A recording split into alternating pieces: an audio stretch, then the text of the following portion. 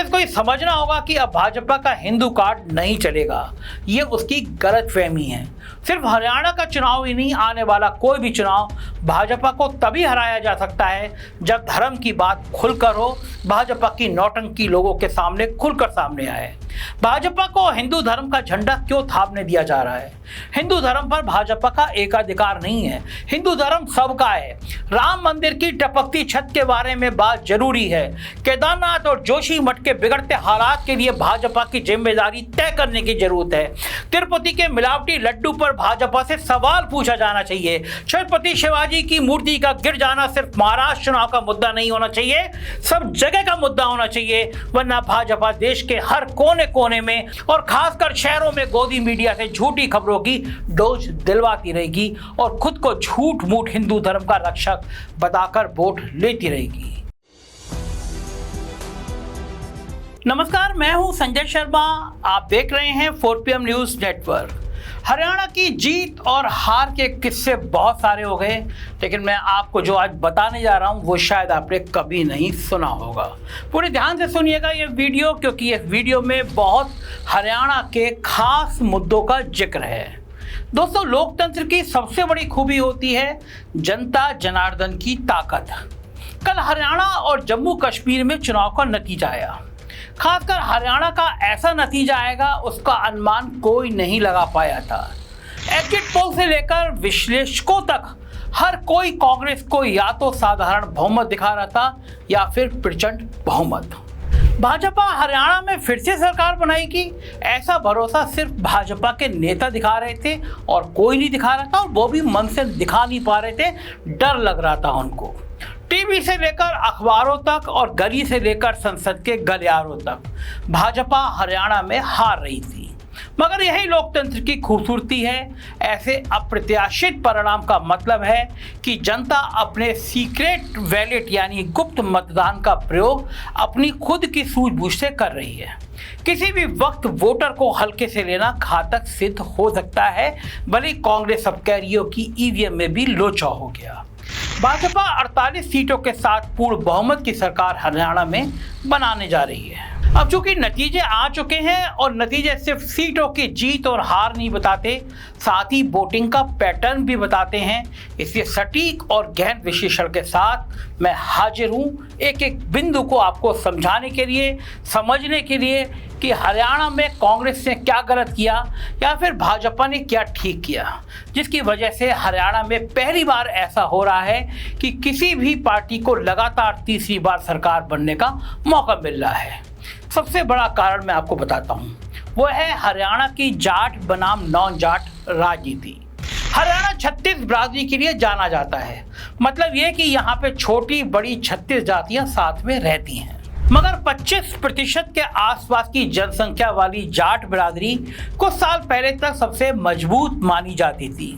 कारण ये कि भले खेती किसानी के तौर पर जमीन की मिल्कियत हो या फिर उभरते हुए शहरों में जमीन रिक्वायर होने की बाद कमाई हुई दौलत हो, जाट बिरादरी समृद्ध भी है और मजबूत भी।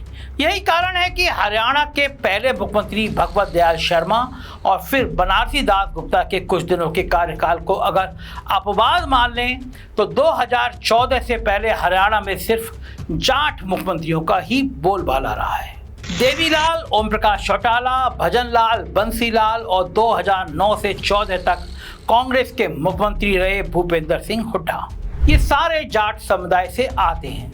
जाटों के इस वर्चस्व से दूसरी जातियां तकलीफ में थी या नहीं, ये अलग से शोध का विषय है। लेकिन भारतीय जनता पार्टी जो बांटो और राजनीति करो का खेल खेलना जानती है, उसने इस बात को 1 बनाम 35 बिरादरी बनाकर राजनीतिक लाभ जरूर उठा लिया। 2014 में भाजपा ने पहली बार मनोहर लाल खट्टर के रूप में नॉन जाट सीएम बनाया और उसे अपना कार्यकाल पूरा भी करने दिया। जब खट्टर से लोग परेशान रखे तो नायब सिंह सैनी के रूप में फिर से एक नॉन जाट और ओबीसी चेहरे पर भाजपा ने दांव लगा दिया। इससे भाजपा ने यह साफ कर दिया कि वो कुछ भी हो या ना हो मगर केवल जाटों की पार्टी नहीं है। वहीं दूसरी तरफ कांग्रेस ने हरियाणा की पूरी कमान भूपेंद्र सिंह हुड्डा और उनके बेटे दीपेंद्र हुड्डा के हाथ में दे दी। 90 में से 27 जाट कैंडिडेट मैदान में उतारे जो भारतीय जनता पार्टी से कहीं ज्यादा थे। किसान, जवान और पहलवान के मुद्दे सबसे ऊपर उठाए गए। इन तीनों ही मुद्दों का असली असर जाटों पर ही ज्यादा दिखाई पड़ा। इसलिए नॉन जाट, खासकर दलित समुदाय ने वो कर दिखाया जो कुछ महीने पहले उत्तर प्रदेश में किया था। वहां संविधान बदले जाने के डर से दलितों को भाजपा के खिलाफ गोलबंद कर दिया गया था, मगर हरियाणा में ठीक इसका उल्टा हुआ। कांग्रेस जाटों के साथ और जाटों के मुद्दे बनाती दिखी तो दलित समुदाय को डर लग गया कि फिर से केवल जाटों का वर्चस्व हो जाएगा। इस डर से उन्होंने कांग्रेस के खिलाफ और भाजपा के पाले में वोट कर दिया। रोहतक, सोनीपत, झज्जर, जींद, भिवानी और दादरी वाले क्षेत्र को जाट लैंड भी कहा जाता है। यहाँ 25 विधानसभा सीटें हैं, मगर इसमें से इस बार 14 सीटें भाजपा के पाले में गईं और केवल 10 कांग्रेस के हिस्से में। जिससे साफ है कि 25% जाट भले कांग्रेस के पीछे गए हों या नहीं गए हों, लेकिन 21% दलित और बाकी नॉन जाट जरूर कांग्रेस के खिलाफ वोट करके आ गए हैं। वैसे हरियाणा कांग्रेस के अध्यक्ष के रूप में उदय भान के रूप में सामने कांग्रेस ने दलित चेहरा भी रखा था, मगर ये एक नाकाम कोशिश थी, क्योंकि उदय भान कोई बड़े नेता नहीं है, बस हुड्डा जी के खास हैं। वो अपना ही चुनाव हार गए। जाट बनाम नॉन जाट के इस फैक्टर के साथ लगता हुआ दूसरा कारण, सबसे बड़ा कारण जो उभरता है वो है केवल हुड्डा परिवार पर भरोसा दिखाना। जाट हुड्डा को न केवल चुनाव का चेहरा बनाया गया, बल्कि चुनाव की कमान भी पूरे तरीके से भूपेंद्र सिंह हुड्डा के हाथ में दे दी गई।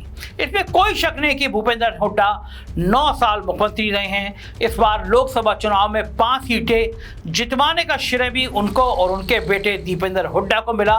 लेकिन विधानसभा चुनाव पार्टी के नाम के साथ साथ उम्मीदवारों के नाम और काम पर भी लड़ा जाता है, मगर यहाँ कांग्रेस हाईकमान ने फैसले के सारे अधिकार भूपेंद्र हुड्डा को दे दिए। 90 सीटों में से 72 सीटों पर उन उम्मीदवारों को टिकट मिला जिन्हें हुड्डा चाहते थे। गांधी परिवार के करीबी जाने माने वाले सरदीप सुरजेवाला अपने बेटे के साथ केवल 7 लोगों को टिकट दिला पाए। सिरसा से एमपी कांग्रेस की कद्दावर नेता और दलित चेहरे के रूप में पहचानी जाने वाली कुमारी शैलजा खुद विधानसभा चुनाव लड़ना चाहती थी, मगर उन्हें लड़ने नहीं दिया गया। फिर उनके बताए गए बस 9 उम्मीदवारों को बड़ी मुश्किल से टिकट मिला। इस गुस्से में वो कैंपेन से नदारद रहीं, खुद को सीएम की कुर्सी की दौड़ में भी बताती रहीं।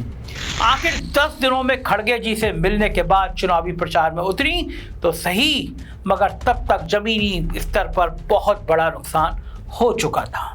अब किसी भी चुनाव के जीतने और हारने की सबसे बड़ी वजह की बात करते हैं, वो है सही उम्मीदवारों का चुनाव। इसमें कोई शक नहीं कि आरएसएस के साथ मिलकर भाजपा की बूथ लेवल पर कार्यकर्ताओं की हमेशा एक अच्छी टीम रहती है, जो ये बताती है कि किस उम्मीदवार की लोगों में पकड़ है और किसकी नहीं है, और फिर जीतने वाले घोड़े पर भाजपा दांव लगाती है, चाहे उसके लिए कितने भी बड़े नाम की कुर्बानी क्यों न देनी पड़े। हरियाणा के पूर्व भाजपा अध्यक्ष और हरियाणा में भाजपा को खड़ा करने वाले रामविलास शर्मा को इस बार टिकट नहीं दिया गया। खरगोदा सीट भाजपा ने कभी नहीं जीती थी। भाजपा में नए शामिल पवन खरगोदा को यहां से टिकट दिया गया और जीत हासिल कर ली, जबकि 2019 में पवन जेजेपी की सीट पर यहां से चुनाव लड़े थे। मतलब नैतिकता का कोई मापदंड नहीं है, जो जीते उसे टिकट दो, भले वो राम रहीम का चेला क्यों ना हो। तो शाम की विधानसभा सीट पर भी भाजपा ने दिमाग लगाया। बंसीलाल की बहू और कांग्रेस की सीनियर नेता किरण चौधरी बेटी श्रुति के लिए टिकट मांग रही थी, लेकिन कांग्रेस ने नहीं दी, तो किरण चौधरी बेटी के साथ भाजपा में शामिल हो गई। वहीं इनकी बेटी श्रुति चौधरी को टिकट बीजेपी ने दे दिया और दूसरी तरफ कांग्रेस ने बंसीलाल के दूसरे बेटे के परिवार पर दांव लगाया। अनिरुद्ध चौधरी को कांग्रेस का उम्मीदवार बनाया गया। वो बंसीलाल के पोते हैं, लेकिन अनिरुद्ध का राजनीतिक जीवन क्रिकेट के चुनाव से ज़्यादा जुड़ा है। वहीं पिछले कई सालों से ये इलाका किरण चौधरी का गढ़ रहा है। वो खुद यहाँ से विधायक रही हैं, इसलिए चचेरे भाई बहन की इस लड़ाई में भाजपा का दांव सही लगा। श्रुति चौधरी चुनाव जीत गई। टिकट देने के ये कुछ उदाहरण मैंने आपको इसलिए दिए कि ये उदाहरण बताते हैं टिकट देने से पहले भाजपा का होमवर्क कांग्रेस से कहीं ज़्यादा अच्छा था। अब उस कारण की तरफ बढ़ते हैं जिसे वोटर अपनी ताकत के चैलेंज के रूप में ले लेता है। लोकसभा चुनाव में जब भाजपा ने 400 पार, अब की बार 400 पार, एक अकेला सब पर भारी, ये नारा दिया तो वोटर्स के बीच में अलग मैसेज गया।